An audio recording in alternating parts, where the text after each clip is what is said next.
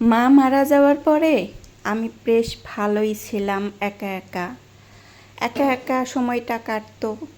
আর কোনো ঝামেলা ছিল না, টেনশন ছিল না, ফ্রিভাবে থাকতাম, খাইতাম, বেড়াইতাম আর স্কুলে যাইতাম। স্কুলে যাওয়া বন্ধ হইল যখন বাবা বিয়ে করে নিয়ে আসলো আমার সতালো মাকে। মা মারা গেছে, আমার মা মারা গেছে 2 মাসও হইল না, বাবা আবার বিয়ে করলো। এই 2টা মাস আমি অনেক কষ্টে আমার দিন চলে গেল। বাবা মাকে যখন বিয়ে করে আনলো তখন থেকে আমার নির্যাতন আর কি সব কিছুই শুরু হয়ে গেল। এতটুকু বয়সে যদি আমি একটু শান্তি না পাই, ঘরের মধ্যে একটু আরাম না পাই, তাহলে কি থাকা যায়? এরকম করতে করতে প্রায় 6 মাস কেটে গেল। আমার সতালো মায়ের সাথে এক লোকের কথাবার্তা চলতেছে, আমি জানি না কী জন্যে। একদিন সেই লোকটা কয়েকজন লোক সাথে করে নিয়ে চলে আসলো আমাদের বাসায়। আমার স্কুলে যাওয়া বন্ধ করে দিয়ে মা আমাকে দিয়ে সংসারের সব কাজ করাতো। আমার সতালো মা, তাকে মা বললেও মা নামের গালি দেওয়া হবে। তারপরও আমি তাকে মা সম্বোধন করে ভালোভাবেই কথা বলি।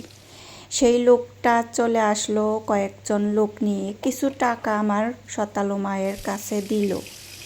আমি দেখতে পেলাম দূর থেকে অনেক আয়োজন চলতেছিল। আমি জানতাম না যে এটা আমার জীবনের কি ভয়ঙ্কর একটা দিন আমার সামনে চলে এসেছে।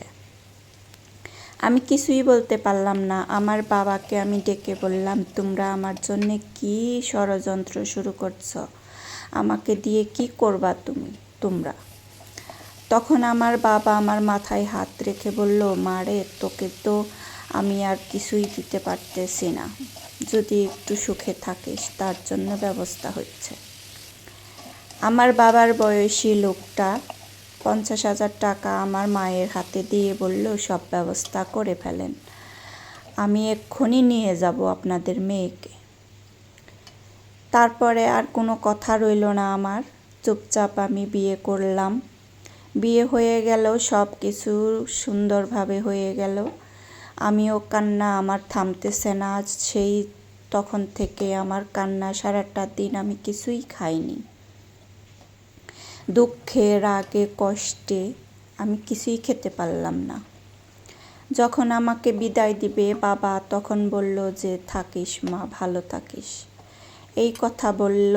তারপরে আমি বাবাকে কিছুই বললাম না, রাগে অভিমানে। আমার সতালো মা তো খুশিতে একদম তার আর ঠিকানা নেই, অনেক খুশি। আবার আমার সতালো মায়ের বাচ্চা হবে, সেই আনন্দ, আর আমাকে বিদায় করে দিল, সেই আনন্দ। শ্বশুর বাড়িতে চলে আসলাম, আমাকে রুমে একটা বসিয়ে রেখে লোকগুলো চলে গেল। তারপরে দেখি একটা মেয়ে ঘরে আসলো, আমার চাইতে বড়, তার কোলে একটা বাচ্চা। পরে জানতে পারি এই লোকটারই বড় মেয়ে। 2টা মেয়ে, একটা বিয়ে হয়েছে আর একটা বিয়ে হয় নাই, ছোটটা আমার সমান। এইভাবে দেখতে দেখতে তো কিছুদিন চলে গেল। বড় মেয়েটা তো খুব খুশি আমাকে পেয়ে, ছোট মেয়েটাও খুশি।